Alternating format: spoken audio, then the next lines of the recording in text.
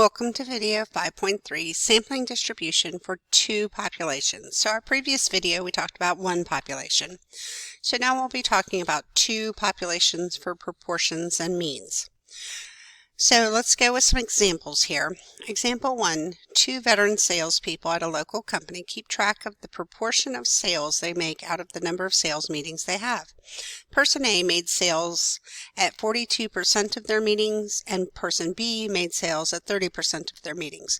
Their manager independently selects a random sample of 50 meetings for person A and 60 meetings for person B. Describe the sampling distribution of P hat 1 minus P hat 2. So we're describing a sampling distribution, so you got to think about the socks. Okay.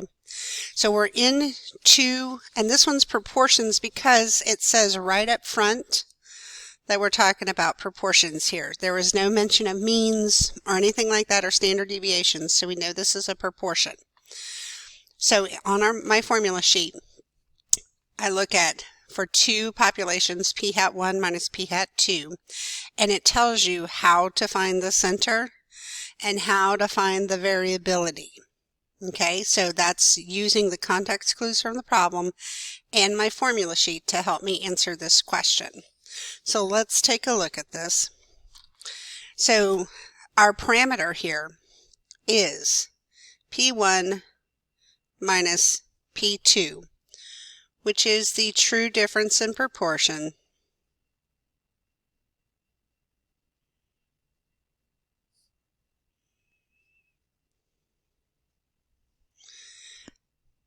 of the two groups, okay, in meetings attended. I guess in this context case, meetings attended.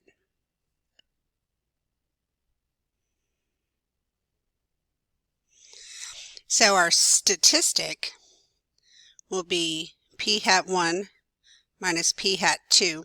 Now I'm calling them 1 and 2. We easily could have named them A and B because that's how they labeled the people in the problem, so that would have been fine too.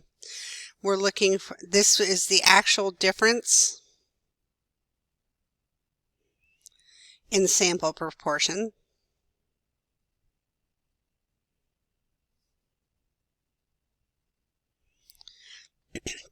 Now for shape, this is a proportion, so remember it's approximately normal if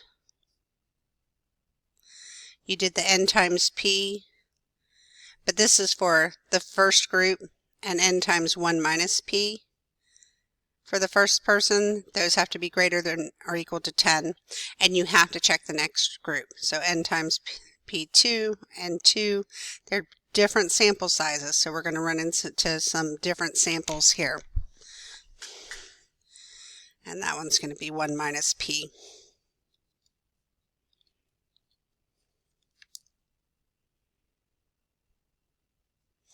And those have to be greater than or equal to 10.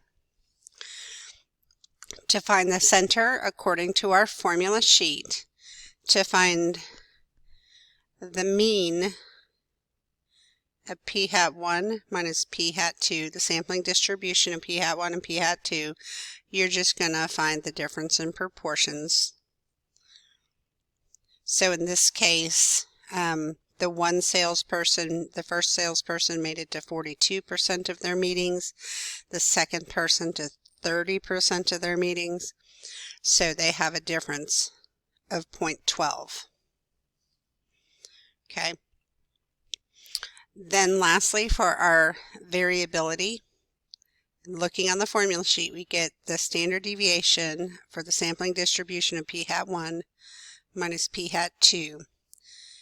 Then we have a big square root. Now remember, we talked about even though we find a difference when we were talking about transforming variables, we still add with their, we said variances, but in proportions it's a little bit different. So we're going to use the 0.42 times the 0.58 divided by 50. That's the proportion for person A. Then we have person B, 0.3 times 0.7 divided by 60. So we're going to have the standard deviation of the sampling proportion is going to equal 0.09. Okay, so we have our center, we have our variability. Let's just double check our shape here. So we have, for person A, they had a sample size of 50. Okay, and their proportion was 0.42. So we got a number there of 21. And for their other, they had 50 times 0.48. So they had a number there of 29, and both of those are greater than or equal to 10. For person 2, we had a sample size of 60, and their proportion was 0.3. And so we got a count of 18 there, and 60 times 0.7 gave us 42, and those are both greater than or equal to 10. So we know our shape is approximately normal, so when we're talking about shape, we say normal.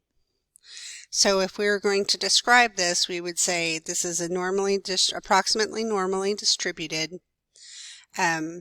shape with a center at 0.12 and a standard deviation of 0.09. All right, so let's try the same idea for two means instead of two proportions. So in example 2, the weights of cupcakes at a local bakery have a mean of 115 grams and a standard deviation of 8 grams. The weights of donuts at the same bakery have a mean of 28 grams and a standard deviation of 12 grams. Two independent random samples of size 40 are chosen from the cupcakes and donuts. Describe the sampling distribution of x bar 1 minus x bar 2. Okay, so we're talking about two populations, and it's a sampling distribution for means. So I'm going to go to my sampling distribution for means for two populations and define my center and my variability. There's my formulas that I'm going to use right there. Don't try to remember them. You want to go use the formula sheet. And so that's the one AP tip I have for you today. You want to be familiar with the AP exam formula page before you take the exam. We've already gone through and annotated the entire formula sheet, talked about each and everything and how it's used, and you need to understand how this connects to the problems that we're solving. Without being familiar with this, you're going to have a really hard time taking the exam. Okay, so for our parameter, what we're looking for here, mu1, mu2, so we're looking for the true difference in population means.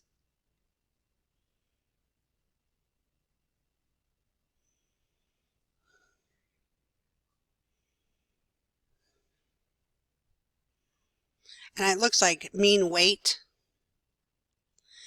and it would be cupcakes minus donuts.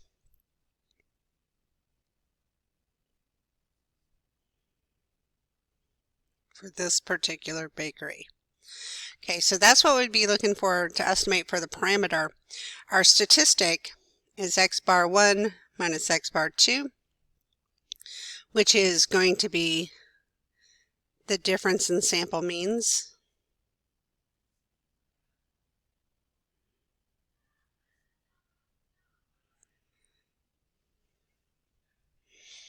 All right, so let's check the shape. Its means again, so it's the same as discussed in a previous video.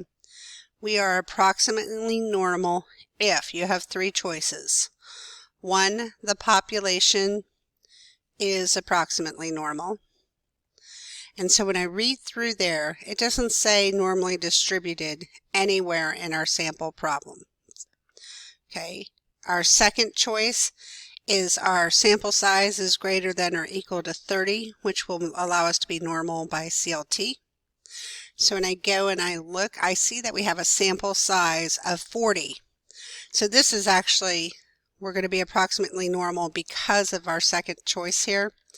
The third choice, if we had needed to take it, was the sample data shows no strong skew or outlier.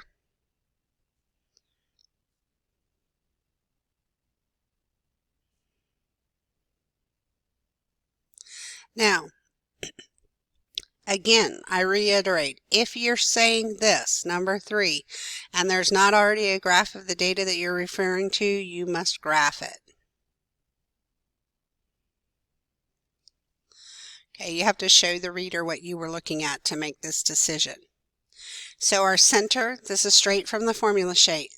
We know that the center of the sampling distribution of x bar 1 minus x bar 2 would be the population mean 1 minus the population mean 2. So in this case, population mean 1 is 115 minus 28 for the second one. So the population mean for there is 87. And then we have our standard deviation for x bar 1 minus x bar 2. Now remember, we've talked about this previously. You do not simply add standard deviations. You have to add variances. So we're going to take the variance from the first group, divide it by sample size, and add it to the variance of the second group, divided by its sample size. So we would have, so we had a variance, standard deviation of 8, so we'll square that, divided by 40, plus a standard deviation of 12, squared to get variance, divided by 40, which gives us a standard deviation there of 2.28. So we would be able to describe the sampling distribution, the shape center spread, from this information. Hopefully that was helpful for you. Let me know if you have any questions. See you in class.